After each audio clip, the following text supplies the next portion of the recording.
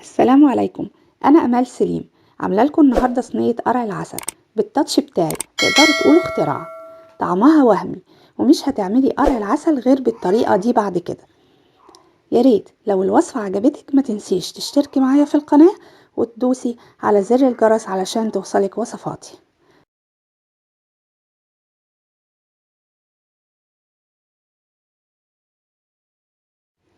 يلا نشوف الطريقة. معانا حوالي 2 كيلو ونص قرع عسل. هتضيفي عليهم حوالي كوبايتين الا ربع سكر ومعلقتين عسل نحل، وطبعا السكر حسب الرغبة، يعني ممكن تقللي عن كده سكر وتشوفي لو احتاج تحلية زيادة هتضيفي حسب رغبتك. وهتسيبيه على النار ومش هتضيفي مية ولا اي حاجة تانية، هو هينزل ميته. وهتقلبي من وقت للتاني لحد ما يستوي تماما ويبقى قوامه زي ما انتي شايفة كده.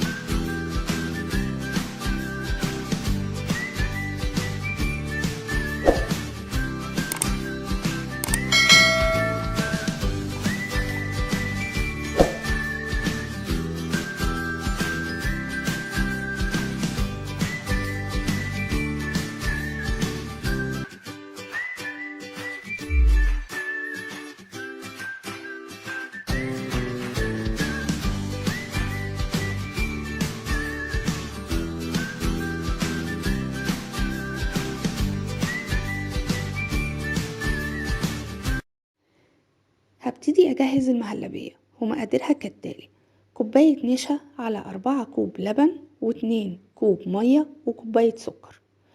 وأنا هنا كنت بضيف بالتدريج، يعني الأول ضفت كوباية النشا على كوبايتين لبن وكوباية مية ونص كوباية سكر، وفضلت أقلب لحد ما تماسك.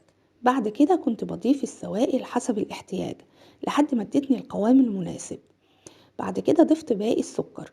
الطريقة دي بتسرع عندي التسوية أكتر من إني أضيف كل السوائل مرة واحدة وأفضل أقلب كتير قوي لحد ما تتماسك. ولازم إيدي تكون فيها علشان ما تكلكعش، والتقليب يكون بمضرب يدوي لحد قوامها ما بقى كده زي ما انتي شايفة.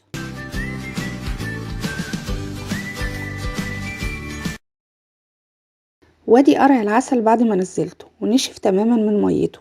شايفة شكله بقى ازاي؟ هجيب صينية افرده فيها مباشرة من غير ما ادهن الصينية ولا اي حاجة. بعد كده هضيف الزبيب،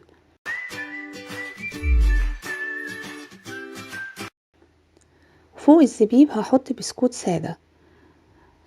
ما تتخيليش طعمه بالبسكوت هيبقى عامل ازاي، ودي طريقتي الخاصة، الحمد لله بعملها من زمان وبيطلع روعة بجد.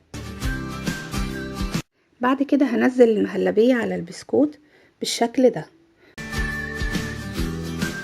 وهحط على الوش زبدة علشان الوش يحمر، وكمان الزبدة بتخلي طعم قرع العسل تحفة. وده قرع العسل بعد ما خلص، بجد طعمه تحفة. جربيه وبعتيلي رأيك في الكومنتس. بحبكم في الله، أمال سليم.